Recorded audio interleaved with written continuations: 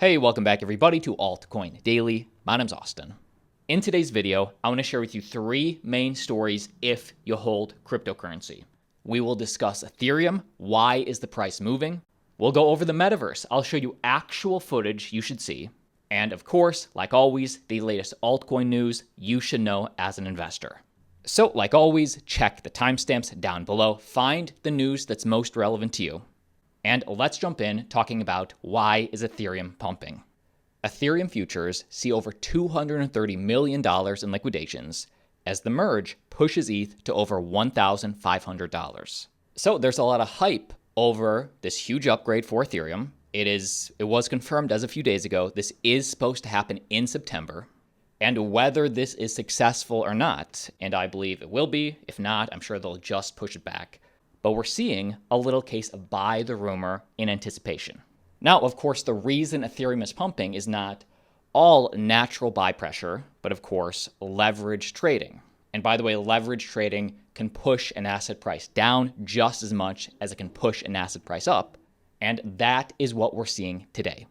Futures tracking Ethereum saw over $230 million in losses in the last 24 hours as a buying pressure built up ahead of an essential catalyst in September, the merge.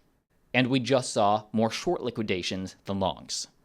Some $137 million in shorts compared to just $93 million in longs were liquidated. And essentially what that means to you, liquidation is when an exchange forcefully closes a trader's leveraged position due to a partial or total loss of the trader's initial margin.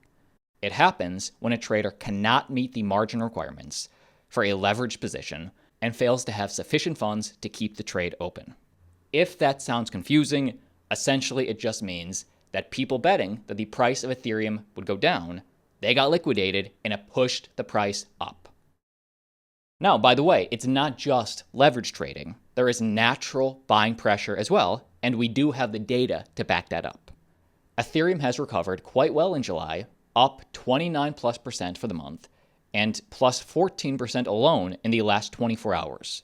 Additionally, there's an increase in the key 1K to 100K ETH address tier since early May, where 131 new whale addresses have popped up on the network. Interesting.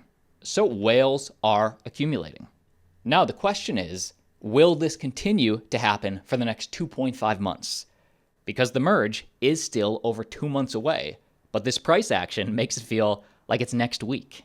So what do you think? Do you think we'll continue to see this buying pressure to the merge? And also, will it be a case of buy the rumor, sell the news, like we've seen so many times before? Let me know your thoughts down below in the comment section. Seriously, I'd love to hear your take down below. And if you hold Ethereum, let's dig a little deeper on this data. For example, as a lot of altcoin prices are dipping lower, consolidating in this bearish market, some NFT collections are only growing stronger. Over the last month, the average price of the 100 cheapest CryptoPunks has gone up 60%, from a floor price of 57 Ethereum to now 91 Ethereum. So the interest is still there. On top of that, the Otherside Metaverse, Ego Labs, the Bored Ape Yacht Club's Metaverse, demo kicks off with over 4,500 participants. Watch this 30-second clip. This just happened.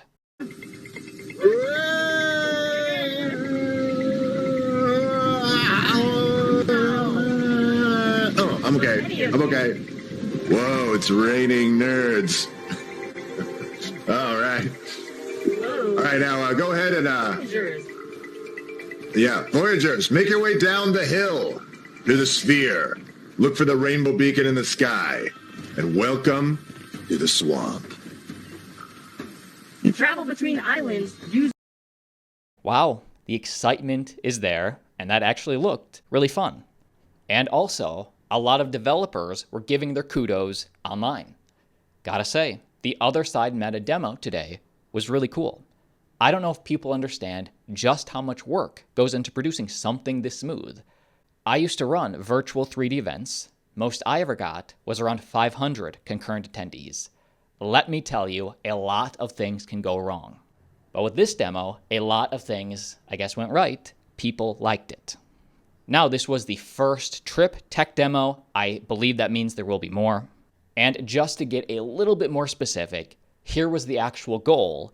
What happened in this first trip? The 4.5 thousand Voyagers first joined a blank virtual lobby as Voyager avatars before they all followed a giant bored ape through a colorful portal into the Otherside Metaverse. Once the Voyagers arrived in a location called the Biogenic Swamp, they were directed towards a central located stadium where they could test out the avatar dynamics, such as dancing, running, jumping, and emojis. Here is one more short clip. We fly! Woo! Wow. Followed us. Getting big again. All right. Cool to see the growth. Cool to see the progress. Next up, let's talk about altcoins. Jed McCaleb empties his XRP wallet after 8 straight years of sell-off. So XRP Scan shows the former Ripple founder's taco stand wallet has only $16 left of XRP at the time of writing. And just as a reminder, Jed McCaleb, who was one of the guys behind Mt. Gox, as well as one of the founders of Ripple, now one of the founders of XLM, he had a parting of ways with Ripple Labs. But because he was a founder, he still had a ton of tokens. Anyway, in this settlement, Jed McCaleb was only allowed to sell a certain amount of his XRP holdings. I think it related to the amount of volume on exchanges. If there was a ton of trading, he could sell like 1% of the total trading volume, which is why it's taken 8 years to empty that wallet. Former Ripple Labs founder Jed McCaleb has finally ended the 8-year dump of his Ripple XRP holdings, leaving only 46.7 XRP left sitting in his famed taco stand wallet. And his last sell was a big one.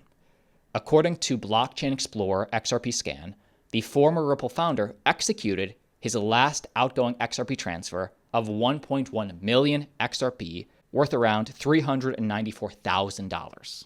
This happened just yesterday, and then hours later, the account listed an account delete transaction, meaning the account will no longer exist on XRP's ledger. And why this is significant if you hold XRP, this transaction marks the end of a 9 billion XRP sell-off initiated by McCaleb after leaving Ripple Labs to co-found rival payments protocol Stellar back in 2014. And the amount McCaleb has released over these last 8 years represents around 18.6% of the total circulating supply of XRP, and of course has been taken as welcome news by the crypto community. So here is a nice visual of what he had back then and the wallet slowly emptying over these years. If you hold XRP, you'll love this. Next piece of news for Binance. Binance has just been fined $3.4 million by the Dutch central bank. The crypto exchange was penalized for failing to register in the Netherlands. And just to get specific, what Binance did wrong in their eyes, Binance offered services to Dutch citizens without required registration. So the DNB bank, the Dutch central bank, requires virtual asset service providers to complete registration under the Money Laundering and Terrorist Financing Prevention Act, which Binance failed to do. And this fine was actually increased from 2 million euros to actually 3.3 million euros because Binance has a very large number of customers in the Netherlands. The exchange objected to the fine, which was imposed back in April 25th, and Binance has since then submitted for registration, which is being assessed by the central bank. Will Binance get this regulatory approval? I would guess yes, because back in May, Binance did receive regulatory approval to operate in France and also obtained a provisional approval to operate as a broker-dealer in Abu Dhabi in April. So if you use Binance, give me your thoughts. In my opinion, $3.4 million to the largest exchange in the world by trading volume is nothing. But as I get more info, I will keep you updated. But that is the video. My name's Austin. Like always, see you tomorrow. Going to be a great week. I will be talking to you down below in the comments. See you there.